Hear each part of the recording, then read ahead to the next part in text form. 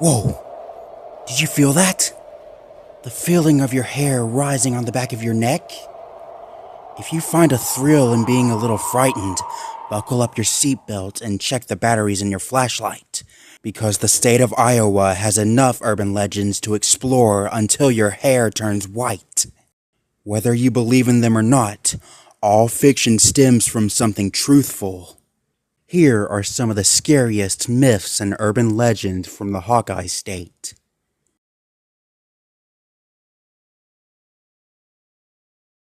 The Black Angel of Oakland Cemetery. Located in the historic Oakland Cemetery on the north side of Iowa City, the Black Angel Monument has bred rumors of fear and hauntings in the community ever since it was erected in 1912.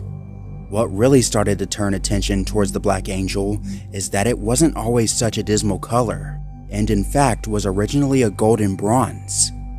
Local legend says that if you kiss or touch the angel, you will die.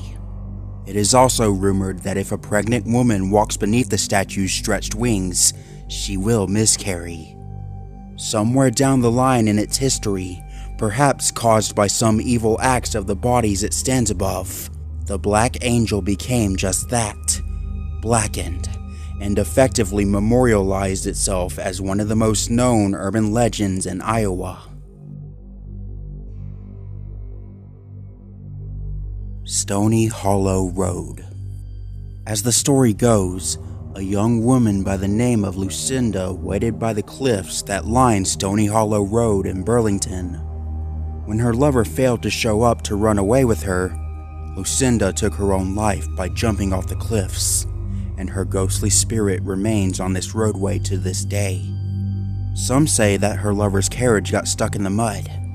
Others say he stood her up. But whatever the cause, the end resulted in the same tragedy. Another legend goes that if she drops a rose at your feet, death will soon follow. Whether you believe the urban legend or not, it still takes a moment of courage to say her name 3 times in a row while visiting Stony Hollow Road, and even more courage to ignore that sudden feeling of someone watching you while visiting this haunted place in Iowa. Veger Cemetery. While Veger Cemetery in Webster may seem like it's inhabited by ordinary headstones, the ghoulish history behind these historical grave markers can give you trouble sleeping at night. Before public records were ever kept, Veger Cemetery was a sacred burial site for 4 different Native American tribes in the region.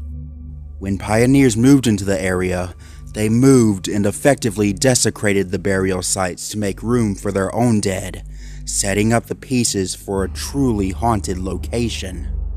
Keep your eyes open when visiting Veger Cemetery, for not all spirits might be happy to see you, and whatever you do, don't venture alone into this historic home of the dead.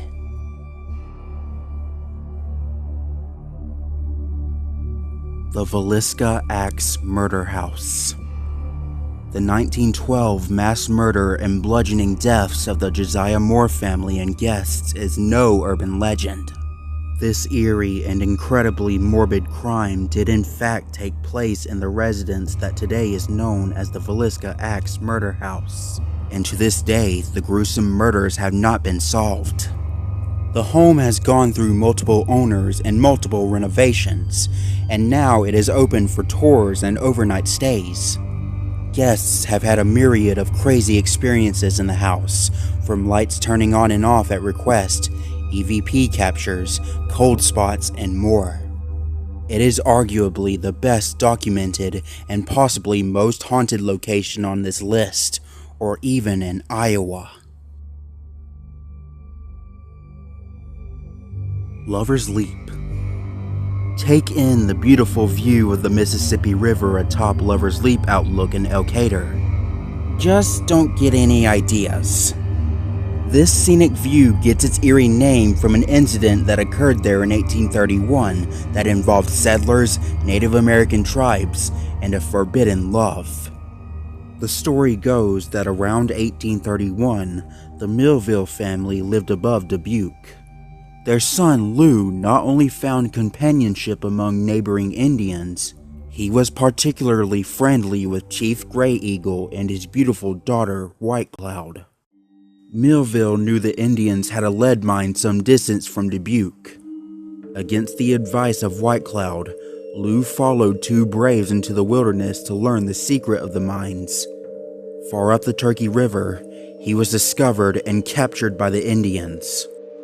At dawn the following morning, Lou was ordered to leap from the cliff into the water far below. As he stood poised to jump, he instead leaped backward to attack his captors. Before he lost consciousness from tomahawk blows, Lou managed to throw his assailants over the cliff. When Millville recovered, he found White Cloud's moccasins beside him. Fearing for his safety, White Cloud had followed Millville in her canoe. She had discovered him lying on the cliff, and thinking him dead, removed her moccasins and leaped off the cliff. Millville found the dying White Cloud on the rocks near the water's edge. He later buried her on the cliff from which she had jumped. Legend says the faithful lover made a yearly pilgrimage to the grave of White Cloud, located on what is now known as Lover's Leap.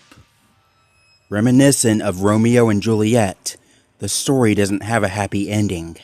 And it is here at Lover's Leap where you can not only see for miles down the Mississippi, but can also feel a certain breath in the air that speaks of darker times past. The exorcism in Erling. While some of the facts and figures of the exorcism in Erling are hard to nail down to respectable sources, perhaps purposefully, it is well known as one of the last sanctioned executions to ever occur, and would later become partial inspiration to the blockbuster novel and movie The Exorcist. Whatever the truth is, the story goes that the young woman in Erling recovered after 3 weeks of grueling exorcism rituals, effectively removing the multiple demonic spirits that inhabited her body, all of which can be recounted in the controversial pamphlet, Begone Satan, written by Reverend Celestine Kapsner. The Jordan House. While the Jordan House in West Des Moines has a prominent place in the city's history as not only one of the area's earliest settlements, but also as a prominent stop on the Underground Railroad, the Jordan House's history and age also supports a pretty healthy urban legend. The haunting that you might find in the Jordan House comes from the owner's daughter, Ida Jordan, who perished at a young age reportedly by a fall from a staircase banister. And visitors to this historic homestead still say you can see or hear the child playing throughout the renovated halls to this day. Helen, the ghost of Voorhees Hall at Coe College. Perhaps one of the most famous premonitions in Iowa, Helen can be seen roaming throughout Voorhees Hall at Coe College in Cedar Rapids morning and night. Once a student, Helen reportedly died of the Spanish influenza in 1918 during her freshman year, and current students are known to report sightings of this supernatural student still trying to live out the college years that she was denied so many years past. Ghosts of Iron Hill. Just outside of Charles City in northeast Iowa, a train allegedly had some sort of accident in the 1920s, catching itself on fire, effectively trapping and killing a handful of the orphaned passengers inside the burning locomotive. Iron Hill today is a hill near the tracks where not only the accident is said to have occurred, but visitors to this area have reported hearing ghostly cries accompanied by the faint smell of smoldering wood. Few have even reported seeing small children scampering throughout the woods or finding small toys charred with fire burns. Independence Mental Hospital. The Independence Mental Hospital in Independence, Iowa was built in 1873 as an asylum to hold drug addicts, alcoholics, geriatrics, and the mentally ill.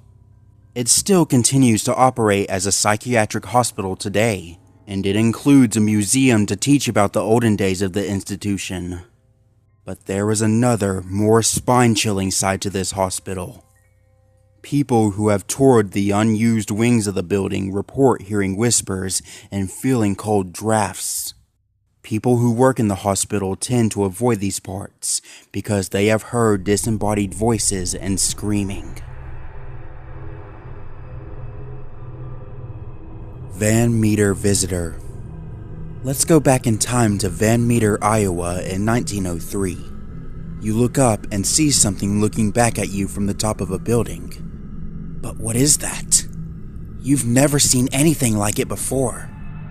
This is the story of the Van Meter Visitor. A legendary creature was reported to be seen over the course of several nights in late September of 1903. Residents reported seeing a bat-like creature that emitted a bright, blinding light from a horn on its head. It also had giant wings, and a newspaper at the time reported that, quote, "Every man, woman, and child in the town is in a state of terror," unquote. The creature was first spotted by a respectable local businessman who saw it perched atop a building. Soon after, more sightings occurred, with the visitor reportedly flying at incredible speeds and terrorizing the town. Inhabitants tried to shoot at the mysterious beast and chase it down, but to no avail. Many townspeople thought they dug too deep into the mine and that this mysterious beast came out. There have been other reported sightings over the years, with the most recent coming in 2020 near Boone, Iowa. These sightings have all called this mysterious beast a giant bird. The true nature of the Van Meter Visitor remains a mystery, and maybe that's what makes this story so enduring. It's a reminder that even in our modern world, there are still room for tales that defy easy explanation, leaving room for wonder, speculation, and just a touch of fear.